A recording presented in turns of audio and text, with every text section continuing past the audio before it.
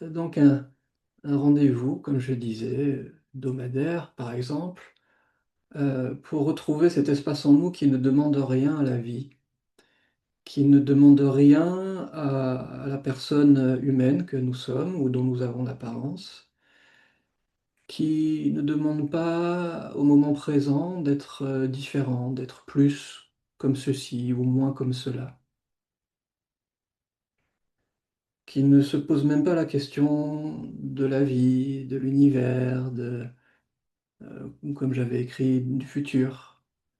Et cet espace, il est en nous, hein, comme on dit pédagogiquement, et ensuite on découvre bien sûr qu'il est nous, hein, que cet espace qui n'a pas de demande, qui n'a pas d'exigence, qui n'a pas de jugement, c'est euh, notre nature profonde.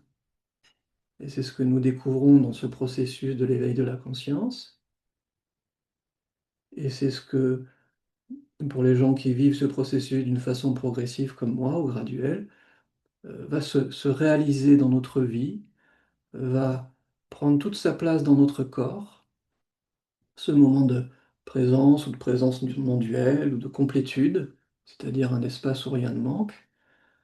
Euh, nous avons des ouvertures sur cet espace-là, en sœur Camille.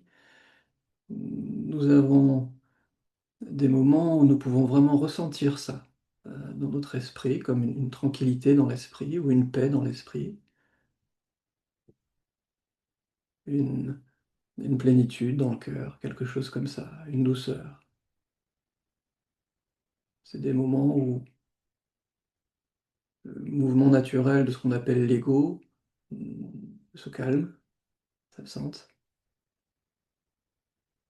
et nous pouvons ressentir dans le moment présent cette présence.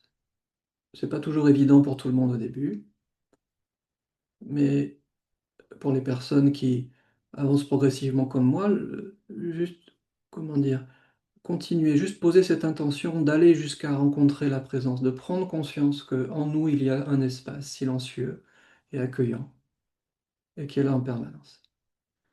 Et de plus en plus, après cette rencontre, nous allons être en relation avec cet espace à l'intérieur de nous, et à un rythme qu'on ne peut pas décider, a priori, on peut cultiver, mais on ne peut pas obliger notre structure psycho-affective à avancer ou à se dissoudre comme on voudrait. Donc, il y a de plus en plus euh, de moments, petit à petit, où cette présence va venir toute seule, à un coin de rue, quand on conduit, ou quand on prend son café, ou bonsoir Emmanuel. Euh, et ça peut venir vraiment toutes les semaines, tous les jours. Ça peut être plus ou moins profond, ça peut être plus ou moins pur, ça peut être plus ou moins long, ce moment. Et en général, ce moment d'ouverture, de reconnexion à notre nature profonde, va se faire de plus en plus. Et de plus en plus, nous réalisons que nous sommes cela, nous sommes cette présence conscience. On comprend de plus en plus que nous ne sommes pas que ce corps-esprit, cette personnalité humaine, ce psychisme, ces émotions, ce corps émotionnel, si vous voulez, et ce corps physique. Nous sommes cette présence au fond de nous-mêmes.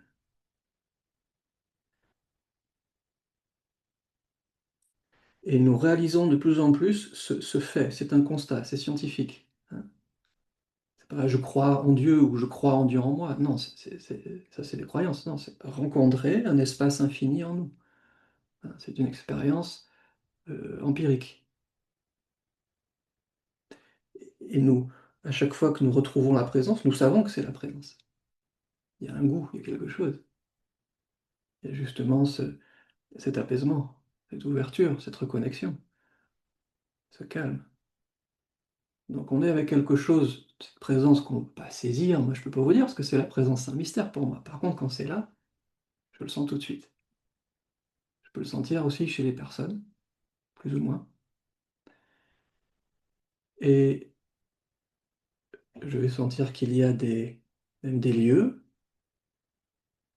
qui vont favoriser cette présence chez moi. Je suis allé dans certains endroits de nature, la nature c'est ce que je préfère, qui peuvent favoriser ça. Je pense que toute la nature, en fait, favorise ça. Mais il y a des lieux naturels qui sont comme des lieux sacrés qui vont potentiellement encore plus favoriser cette ouverture et cette reliance. Je ne sais pas si vous en connaissez, peut-être, des lieux comme ça. Et bien sûr, il y a nos fameuses églises. En Occident, il y a certaines églises qui, pour moi, favorisent ça aussi. Ou certaines maisons, ou certains... Et on va se rendre de plus en plus disponible pour sentir ces choses-là. Tout comme il y a certaines personnes qui vont favoriser ça, et d'autres moins, tout le moins au début. Parce que plus cette présence, symboliquement parlant, s'enracine en nous, descend en nous, prend corps, et plus elle est stable, et moins certaines personnes et certaines circonstances vont avoir le pouvoir de vous faire quitter la sensation de la présence. Elle devient de plus en plus enracinée, de plus en plus stable. Tant et si bien qu'elle est là de plus en plus souvent. Et plus elle est là, plus vous réalisez que vous êtes ça avant toute chose. Avant même d'être un être humain, nous sommes cette présence. Et à un moment donné où cette conscience, cette sensation de présence ne nous quitte plus.